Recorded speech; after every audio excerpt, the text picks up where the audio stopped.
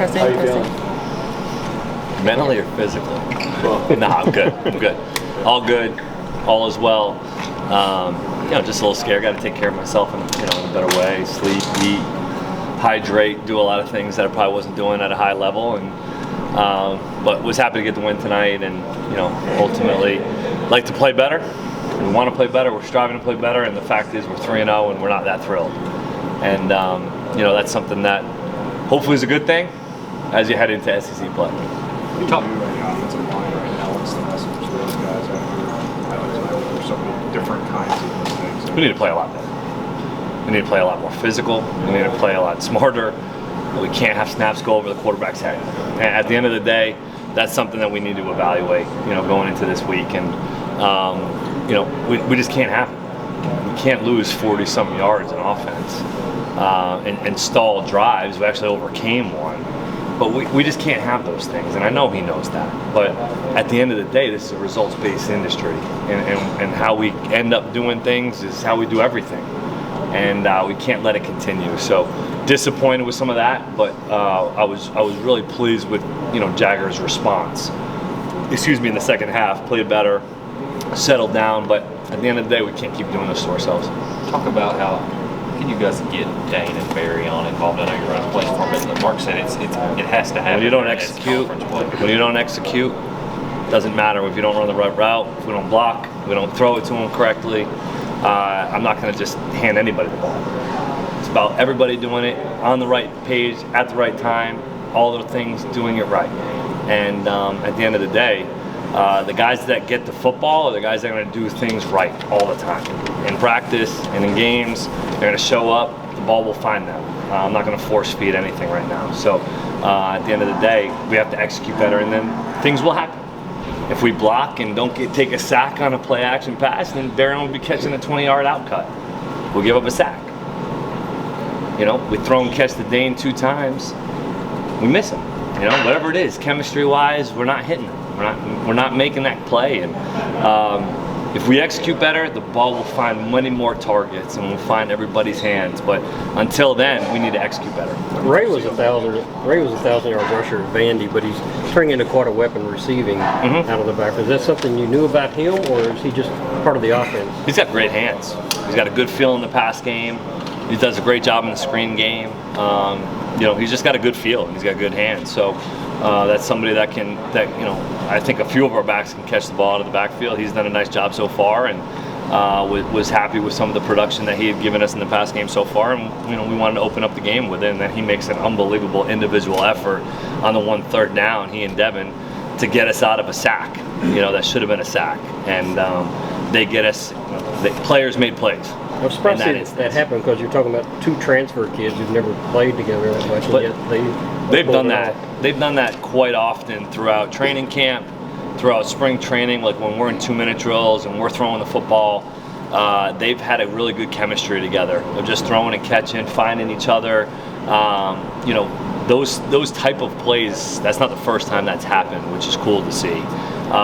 Obviously, we don't want to be almost giving up a sack on that 3rd down situation, but at the end of the day, it's players, not plays. What did you see on the interception? It looked like Devin and Dane were on a different page there. It's just straight execution. We're on a 15-yard comeback. We're on a 15-yard comeback at 15 yards. We throw that ball on 3 steps, 1 hitch timing to the outside pad. It wasn't like that. It didn't get executed that way. It was the right place to go with the football at the right time. The right place, he was wide open, and we didn't execute it.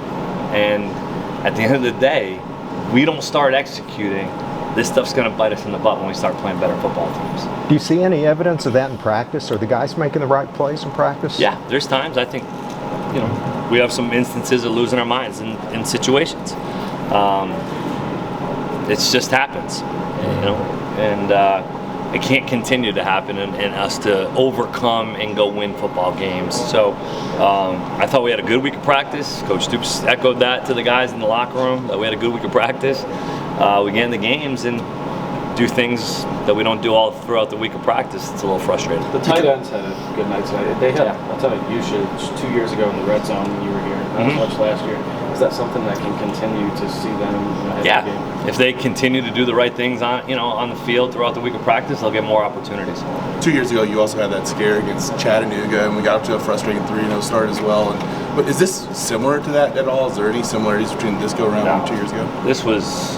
I thought we played terrible against Chattanooga 2 years ago. I think that Chattanooga kind of beat us 2 years ago. I think we completely are self-inflicting wounds tonight.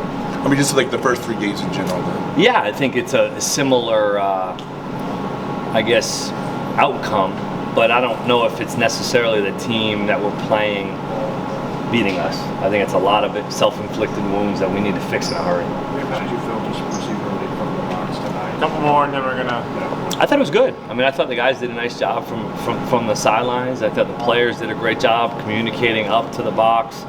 I thought I saw it pretty well up there. You miss the emotion, but you also like kind of being pulled back from some of the emotion at times.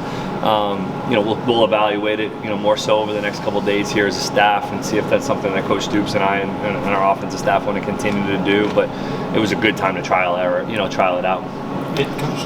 The word details keeps coming from you, Coach Stoops. You say it's self-inflicted. How fixable are these issues, and how quick can they be? They're fixable if we look ourselves in the mirror and decide that we need to fix them. Ultimately, if it matters enough for us to run a route at the right depth and the quarterback to throw at the right timing and for us to use the right technique, if it matters enough, and if we actually start to put it into practice and principle, then it'll get fixed. Until then, it won't. Liam, after Jordan made the incredible catch and had the fumble, you went right back to him. Yep. Is that sending a message? I trust him. I trust him to make plays. Jordan's a heck of a football player. I've always trusted Jordan. He knows he can't make that mistake. It's at that point, man, you got guys hanging, draping all over you, man. Just get down. In that instance, we just got an explosive pass. We're in great field position. I think hopefully it'll be a lesson learned. Liam, you were able to get Demi going a little late in the game. Is that a guy you need to unlock? You've talked very highly of him during camp. Yeah, production breeds tolerance. When you get him, breeds playing time. We want to try to get him involved.